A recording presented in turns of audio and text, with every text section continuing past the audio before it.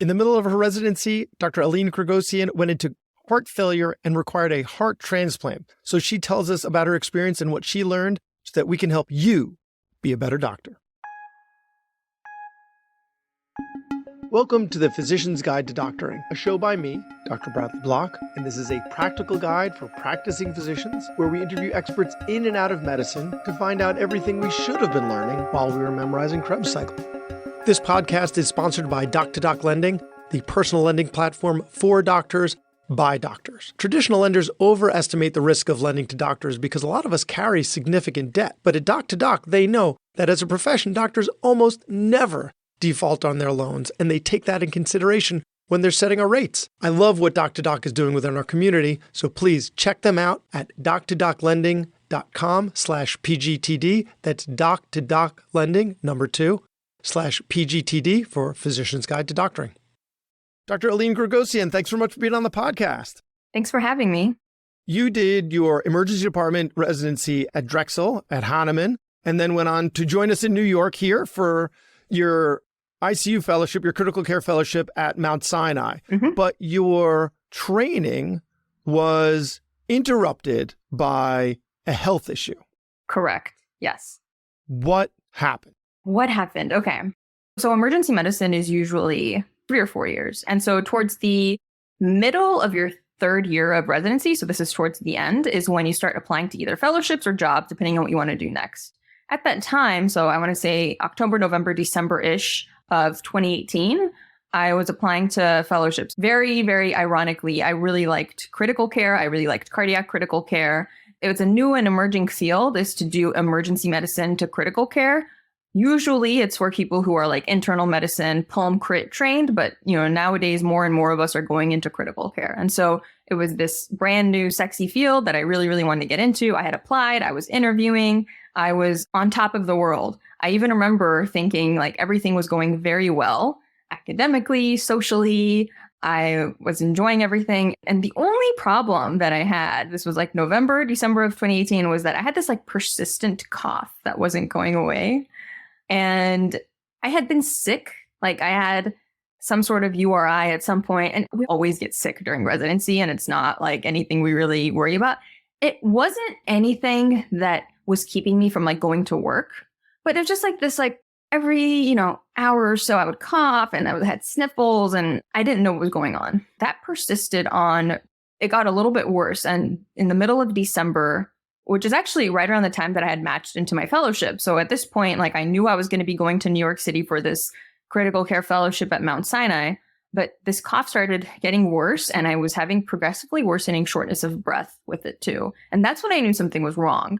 I vividly remember going to work one night. I had a 24-hour shift in the ICU as an ICU resident. This was right around the middle of December. That's the night that I felt like everything got 100 times worse.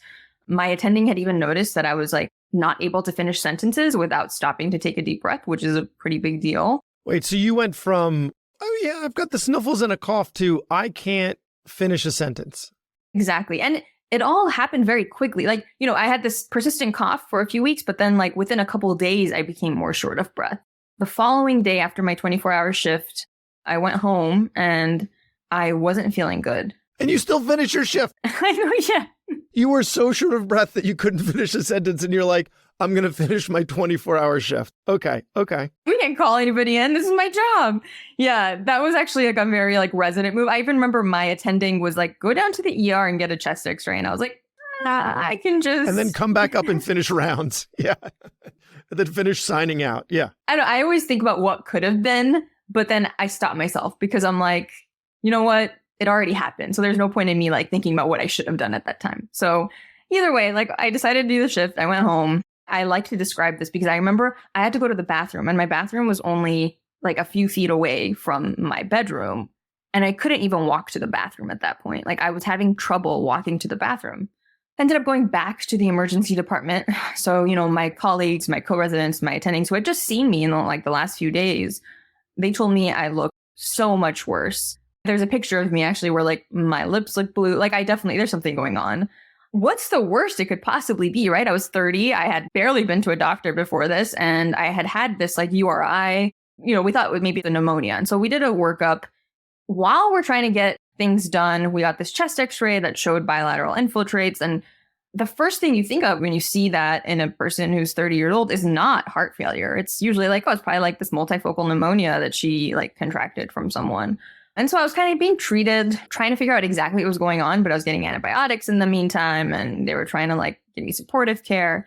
I ended up going up to the floors. So like I was going to get worked up more for the shortness of breath and possible pneumonia. This is just within a couple hours of even going to the ER. So, ER, floors. At that time, I had been dating an orthopedic surgeon, and the joke is that I looked so sick that he like knew something was wrong. Like that's how Keflex? I think I said something like, I don't feel good. And I looked up and my heart rate was like in the 30s. I was really sweaty. Like something was wrong. And he was like, I knew something was wrong. I was like, all right. So I think he went to get one of the nurses. And that's the moment that I stopped remembering everything. So what I'm telling you after this is the things that they told me had happened. Apparently I had gone into cardiogenic shock. I had crashed. What they described, I became pulseless. I ended up requiring some resuscitation, and I needed some pressors, and they intubated me. They put a line in me. They took me to the ICU. In the meantime, they also took me to the cath lab. They did all the workup for, what might be going on. I woke up 48 hours. This is your hospital. These are your friends. These are my friends taking care of me. They all have PTSD from this. I feel very bad. And, I knew a lot of these nurses and the doctors who were taking care of me. The next thing that I remember was I woke up intubated in the ICU. This is at Hahnemann. So this is at my training hospital years ago. And there's a bunch of people around me. And I think they extubated me and they were like, you are in heart failure. And so it was within 24 to 48 hours of the actual episode. So I got extubated pretty quickly. And my ejection fraction at the time was 5%, which is very low. I didn't think that was compatible with life. I had never seen one at 5%. Yeah. So, in my very green, 2 years of residency by then. Wait, so just flash forward a little bit. Mm-hmm. You ended up doing a critical care fellowship. Right. So then do you look at patients that have a 15% ejection fraction and you're like, they're fine. Does that ever cross your mind? Just as a teaching point, anything under, so if you have a EF of 50 to 60%, that's good. But once you're under 30 to 20%, it all sucks. So the way that one of the cardiologists described it was that cardiologist who said it was 5% was just showing off. It's just severely decreased. It's immeasurable beyond a certain, they're just making up numbers. Yeah. Just really low. Okay. Exactly. And so it was just severe heart failure at that point. And they had to transfer me. I got transferred to a couple different hospitals. I ended up at Penn, which is when, by the time I got to Penn, I even remember one of the residents, which was like, wow, you're really sick. And I was like, maybe you shouldn't say that out loud. It's wow, your numbers are terrible. I was like, all right, thank you. Yeah, maybe with other patients, just be careful with the way that you say it. But again, I'm very lighthearted and I thought it was more funny than anything. But still, you're in this situation. How did you wrap your head around this? Because you went from fine to I don't feel well, I'm sure it's pneumonia, to a 5% ejection fraction. And you know what that means, right? You can fully wrap your head around the implications of that. So I'm just going to use the same term again. How did you wrap your head around that this was happening to you? There's a lot of this that I don't remember that well anymore. I don't know if it's because I wasn't getting enough oxygen into my brain. Yeah, you were underperfusing. Yeah. Or I was on a lot of meds. But I remember at the time thinking okay, I guess I have to deal with this. I don't think I fully grasped how sick I was. I remember thinking what's the worst that could happen? Well, I could die. I was literally days away from dying, but I don't think I fully understood it. And only months later, especially during my fellowship, when I kept seeing people arrest who were in my position, I was like, oh my God, I was really sick back then. So there is a part of me that thinks did that help me? Not really processing it at that time and kind of just doing what I could and moving on. Just the way that I was thinking was more I got to get out of this hospital. Okay, fine. If I die, I die. If I don't, good. I was a very realistic thinker. And I also remember I didn't overthink things. Specifically remember when the cardiologist came in and was the there's nothing else we can do. Like, you actually, like, you need to get an urgent heart transplant. We can't even do an Impella. We can't, like, there were no devices. Like, I think at one point they said possible balloon pump, but overall there was ultimately what I needed was the transplant. And I remember when she told me that, I was like, all right, let me get it and get out of here. I've got to go round. You know what? I never finished signing out. And she's like, you are being such an ER doctor about it, because you're just kind of like, what do I need to get out of here? Like, let me just get the train. Like, I wasn't like, oh my God, my old heart isn't, like, I just didn't overthink it, which I do think that you need to process things that happen to you. And I think you should put time into like understanding the emotions around specific events. But at the same time, like, I think what really helped me was the fact that I just kind of was like, all right, let's do it. I didn't overthink. I trusted the people around me. I trusted the people that were taking care of me, and I just went with it. And in a way, I always say that ER doctors, so I don't know if my training helped me with this process or if it's me that went into emergency medicine because I'm already like that. But the way that we are in the emergency room is like, you know, we got to be calm at all times. We can have a stroke patient come in at the same time as a gunshot wound patient, at the same time as a cardiac arrest patient, and you just got to deal with it. Like, you can't sit there and be like, well, you know, what should I do? Oh no, there's 3 things at once happening. What's going to happen? No, like, you just deal with what comes to you. Triage and get it done. Yeah. Again, I don't know which helped the other, but I do think that me being an emergency medicine physician absolutely helped my experience with this sudden thing that happened to me. Okay. So now we're still pre-transplant now. So now you're finding out you need a transplant urgently. Mm-hmm. So then what happens? So they told me that, so usually with transplants and transplant committees, they meet at a certain day of the week. And so they're like, we're going to meet on this day, and then we're going to present your case.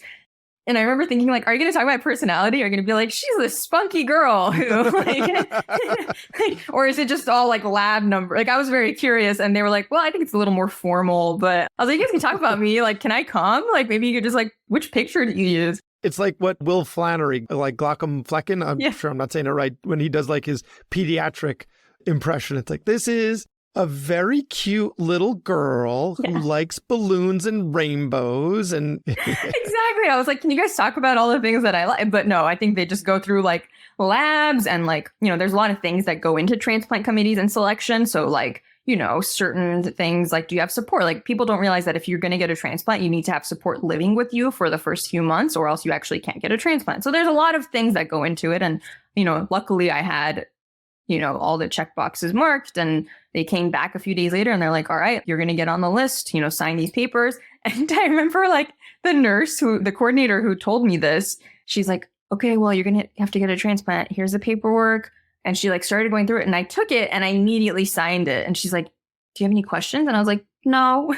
She's like, you don't have any questions? Like, you don't want to know what the process is like? I was like, no, it's okay. Just like, what is it going to change my mind? Like, what? Yeah. It's like, if I don't sign this, it's not going to happen. Like, exactly. I'm sure there's going to be plenty of time for questions later. Yeah. You just get it in me. Yeah. I was like, I don't have any questions. I'm fine. Like, I'm going to Google a couple things. I'm going to talk to people. But like, overall, right now, I'm like, my parents probably need your help more than anything. And my parents don't speak English that well. So they needed like, you know, there was a lot of things. And I was like, just get them resources first and, you know, answer their questions. But as for me, I'm good. Like, let's just get this signed and get it over with. And she told it, like, she'll always say, she's like, I've never had a transplant patient so sure and like just signed and like said, all right, that's it. I don't have any questions. I think part of it was also because, like, yeah, I am a medical professional, so I'm sure there's at least some things that I already knew. You know, I know what a pre-op process is like. I know the things that I need to do to get there. And I know that there are certain things that they're going to be wanting. Like, there were certain things that I already knew. So that probably helped as well.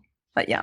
And timeline-wise, because how long is your CCU? Is it 2 years? 3 years? My fellowship was 2 years, correct. Was 2 years. And so, if I'm doing the math correctly, this is like right before COVID. This is 2019, and I was supposed to be starting fellowship in July of 2019 because I had just gotten in and I was going to finish my residency.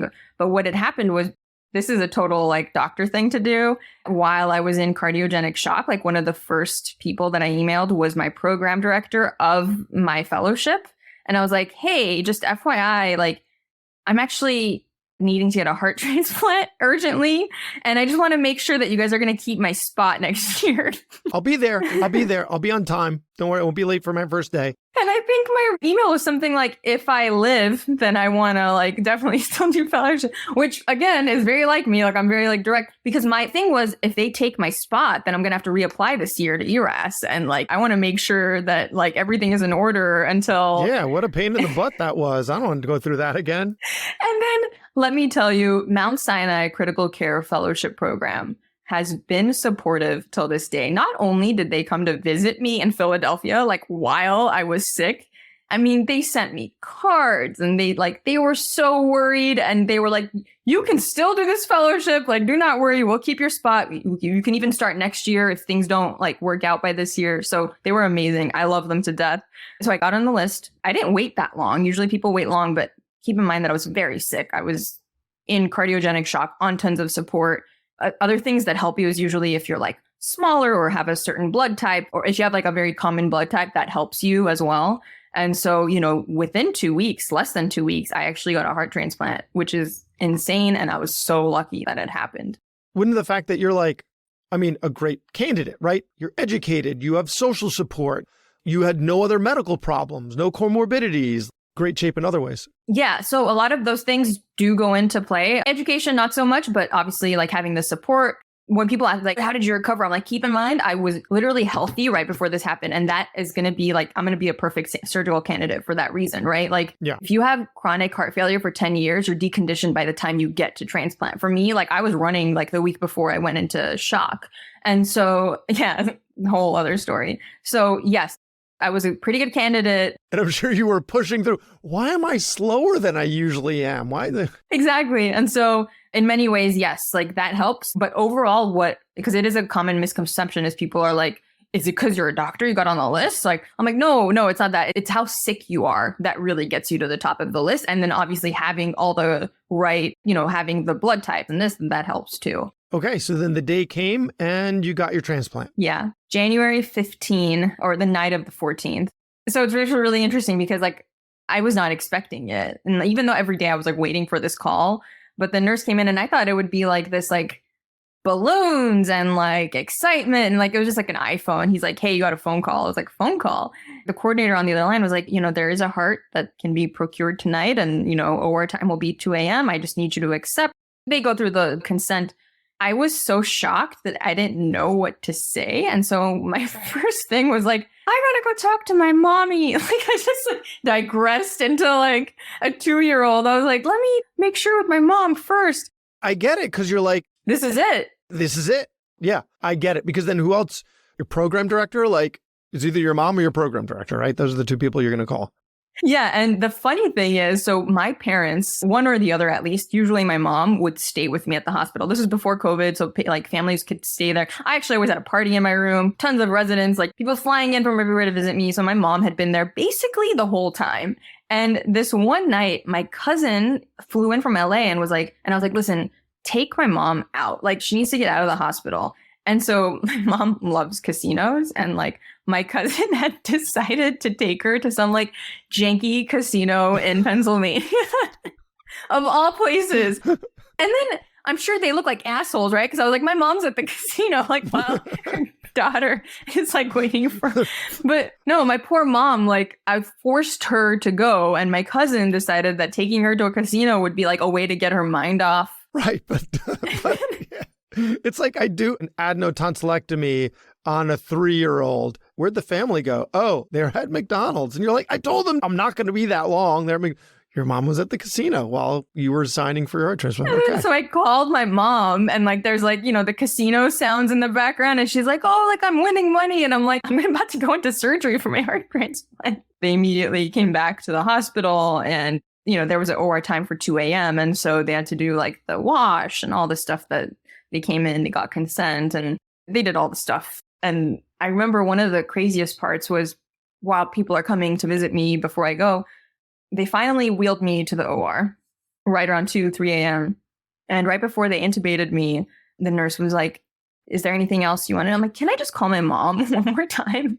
And she's like, yeah, of course. And she actually gave me her phone and I called my mom and I was like, Mom, like, what if I die? Like, I think that's the moment that I realized that I'm about to have this crazy surgery. My EF is 5%. I can die like on the table. And I was like, Mom, what if I die? And she said the best thing that like a mom could ever say or a parent could ever say was like, you could have died so many times until this point and you didn't. And so like, you're going to be fine. Like, I had gone into VTAC a few times. Like, sure, like I'm not really like a spiritual person or anything. And like, that's what I needed to hear. It's reassuring to hear that from Mom. Exactly. Her little girl is about to go into this ridiculous surgery. And if she's cool as a cucumber and she's like, you have been through so much, you're going to be fine. Like that must have been so reassuring. Oh, it was super reassuring. And it was just what I needed to hear. And I was like, okay, thanks, Mom. It's like, I'm much more of like, if somebody asked me that, I'd be like, well, there's risks, like I'm much more of like a, but now lesson learned. If the tables are turned, right? Like, yes, we have to be honest with patients. One of the reasons why I podcast, right, is to hear things like this where we can learn from it so that we can be better with our patients. And exactly. I think there's something big there because we are so set on being clinically honest all the time. Well, like, is everything going to be okay?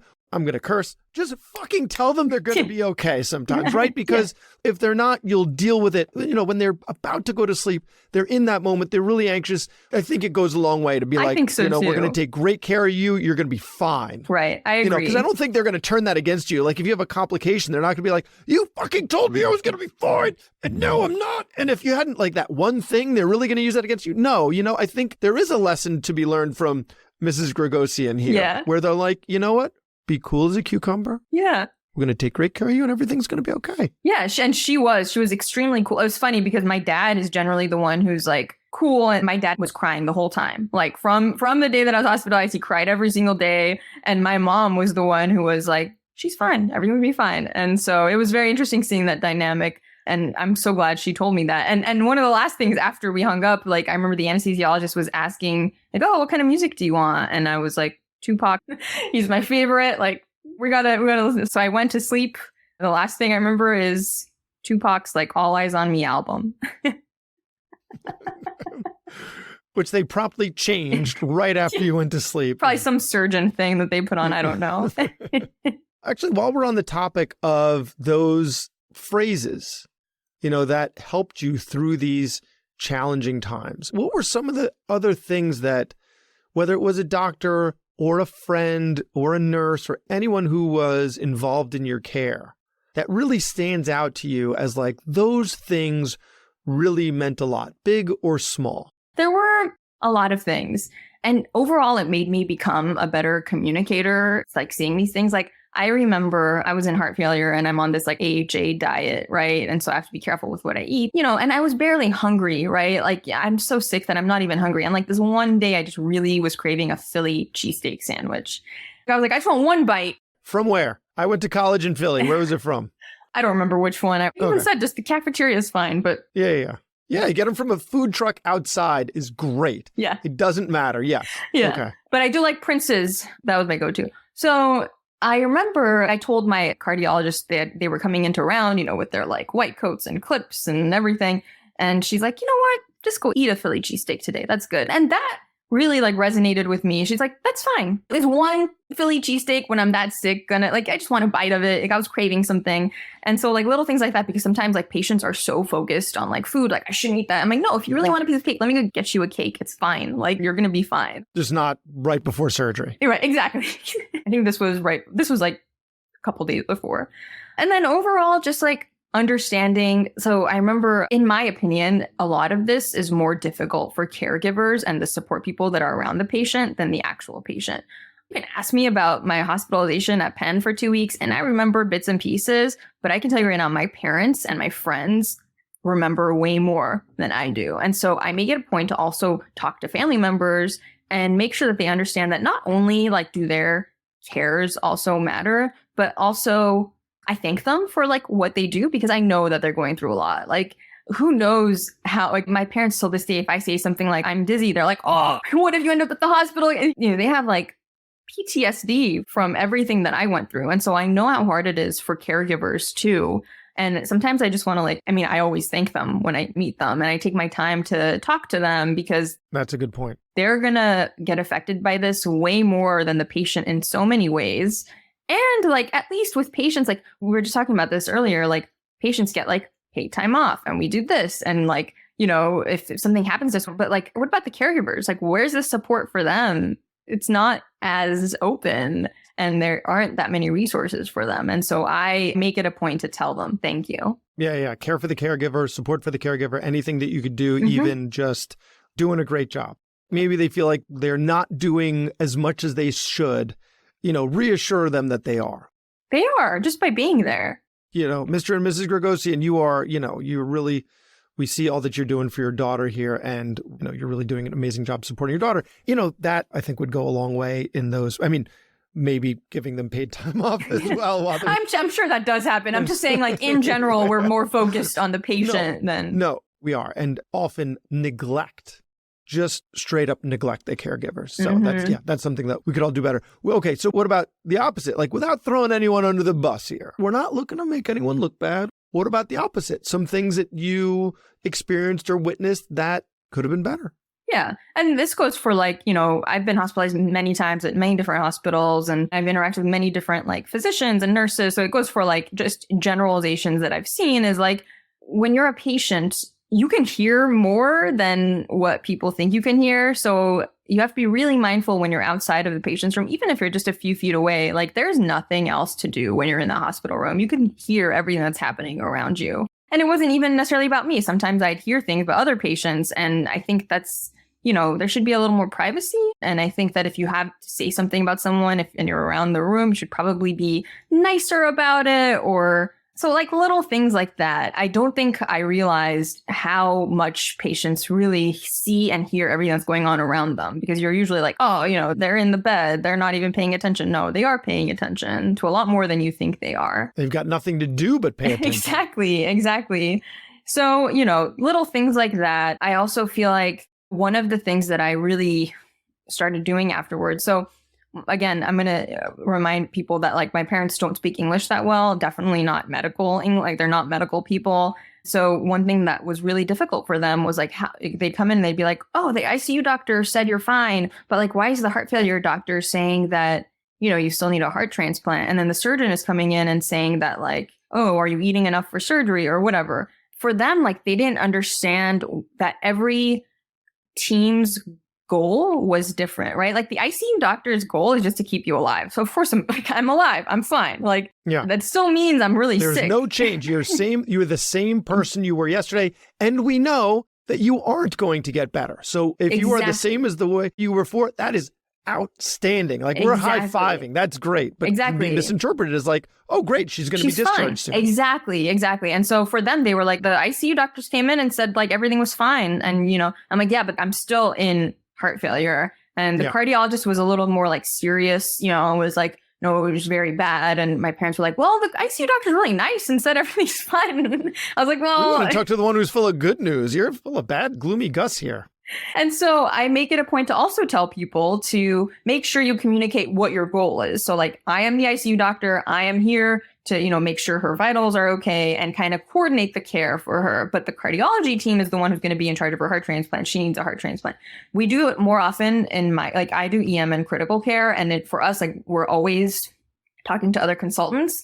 And so a lot of times, our job gets, people are so what are you again? And so I feel I now try to do a better job of explaining what I do, and that every team is going to have different goals. And sometimes it's better if you just, every patient's different. Some patients do want to talk to every doctor separately. But in my opinion, I'm just get a plan together. Sure, go say hi. But at the end, just let the ICU doctor or ER doctor or one doctor say the plan at the end of the day. And the other thing, things can change. My parents were well, an hour ago, they weren't going to do the CAT scan. I'm yes, things are dynamic in the hospital. And so constantly reminding people that things can change is really important, especially for people who aren't in medicine and don't understand that as well. Make sure everyone stays on the same page. The decision-making is dynamic, and make sure that the communication is as dynamic as the decision-making. Exactly. Anything that you think that you do differently now as a physician than you would have done a lot of those things. Pre-transplant. And one other thing, I love doing this, especially when I was in fellowship, because I was at like a tertiary like care transplant center. And so sometimes I'll just go around and talk to patients, especially like younger ones or pediatric patients who are either waiting for transplant or post-transplant. And if their doctors want me to, like, I'll just go talk to them. Not so much to be like, I'm not like, I'm an inspiration and you're going to be a doctor too. Like, I'm not like, I'm just like, hey, this is my story and I'm doing fine. Like, you know, like just to show them, because I feel like one thing, especially in transplant, is like most of our patients are a lot older and it's hard to connect with people. And that's not bad at all. Like, I'm glad there are, you know, tons of older people who have heart transplant and liver transplant. But the thing is, like, I was a 30-year-old who had no idea what I was doing. And I've never even had like to take one pill in my life. So it would have been nice to have someone to talk to, whether it's, you know, another patient or like even like social media support groups, something. I also try to give resources out to those people and I tell them my story because I would have really liked that, especially when I was hospitalized and had no idea what was going on. So it was just nice to talk to someone. It would have been nice to just be able to talk to someone who had been through it. And I don't know if anything can actually be done, but maybe hospitals can start like a program where like people could volunteer once a week who were transplanted there and come in, just walk around. Again, when I would go into these rooms to talk to them, it wasn't like, I was like, hey, I'm a doctor, but I'm not talking to you. Like, I'm just telling you my story. If you have any questions, let me know. Like, that was basically it.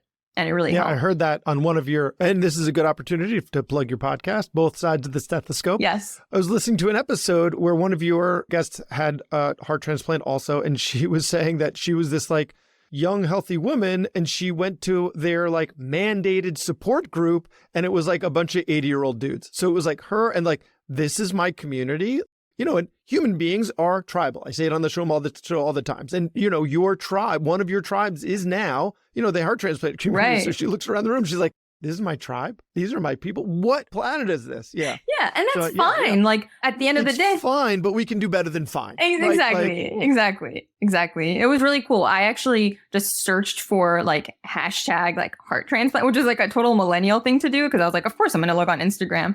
And I met the people who I'm still friends with till this day. There's quite a few of us younger women who had just been through transplant within the last like 3 to 4 years. And we started the support group, and it was like, we're all around the world. So it's just like an online support group, but it's just as good. And it was just nice to be able to talk. Like, when are you going to go back to work? Do you plan on working? Like, how do you date? Do you tell the person that you're dating that you have a transplant on your first date? Like, you know, so like questions that like I can't talk to like with an 80-year-old man, right? Like, so that's a big part of what I've changed.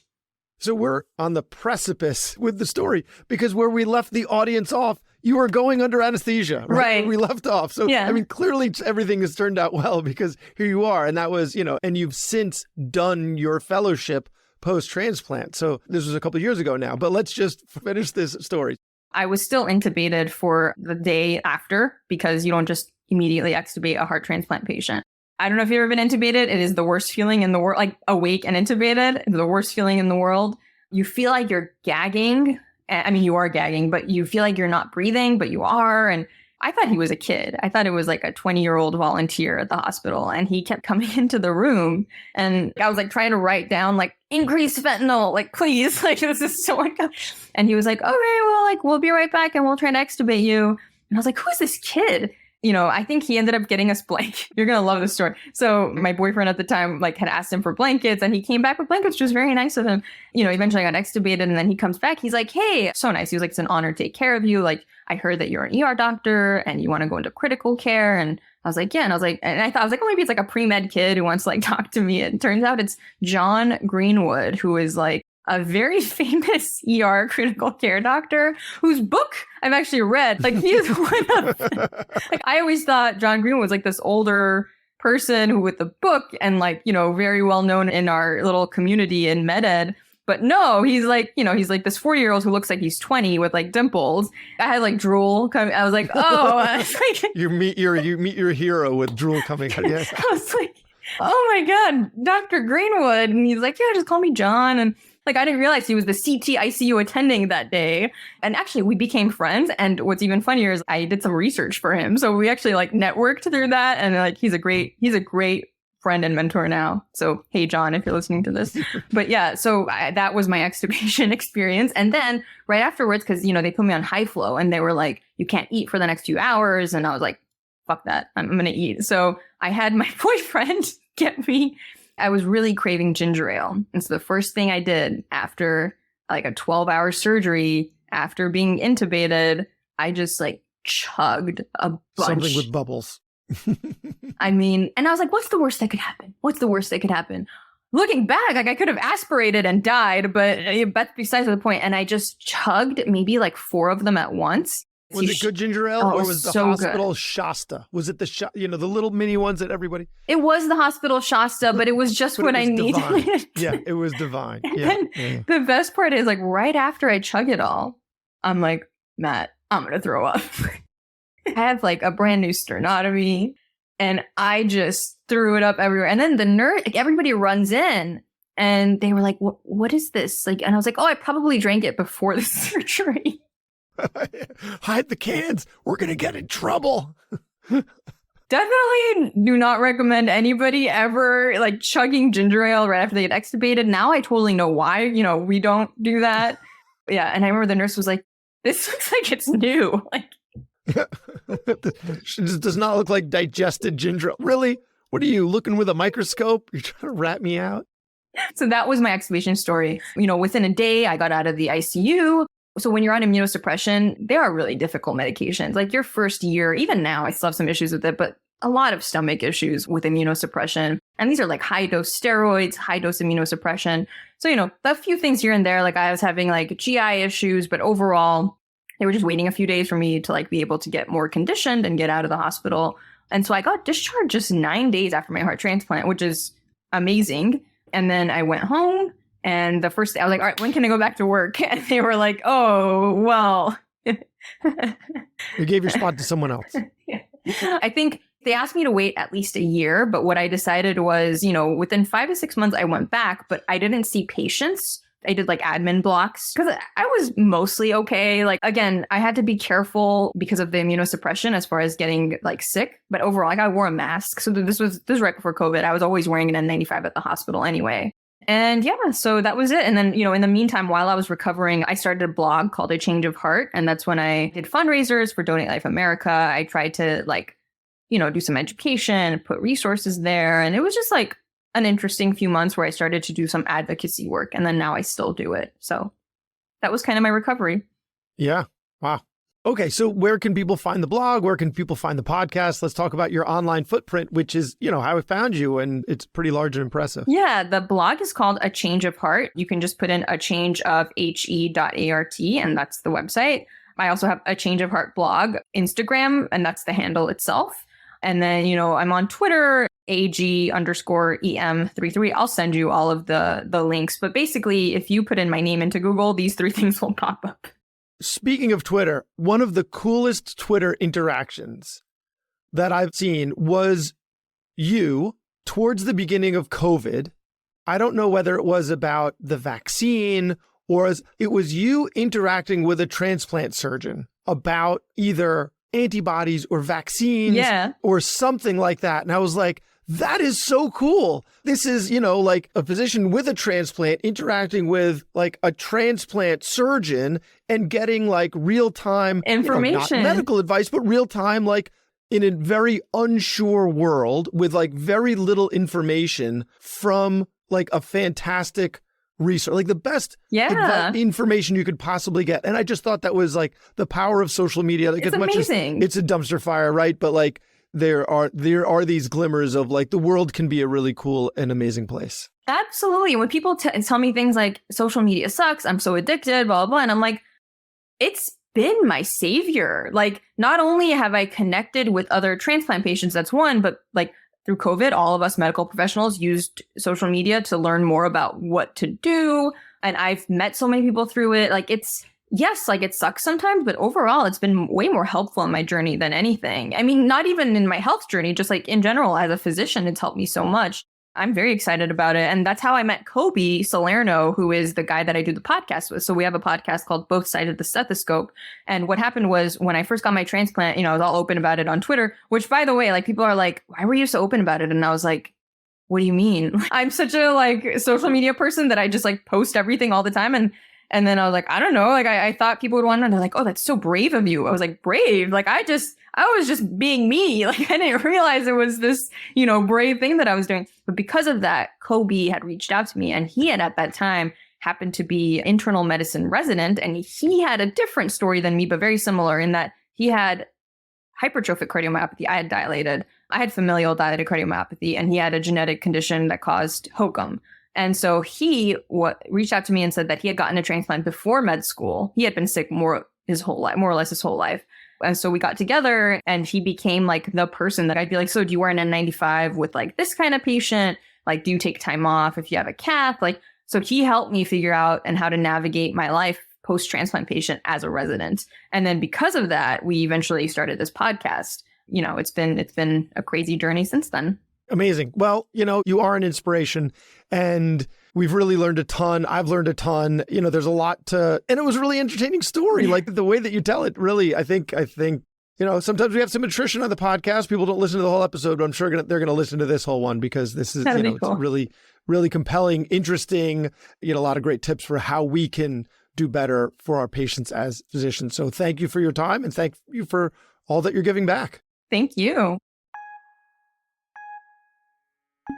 Thanks for listening to the Physician's Guide to Doctoring. Be sure to subscribe and leave us a positive review on your favorite podcast player. I'm also available for medical legal consulting and keynote speaking if you're interested, or to just give us some feedback on the show, email me at brad@physiciansguidetodoctoring.com. I'll see you next week.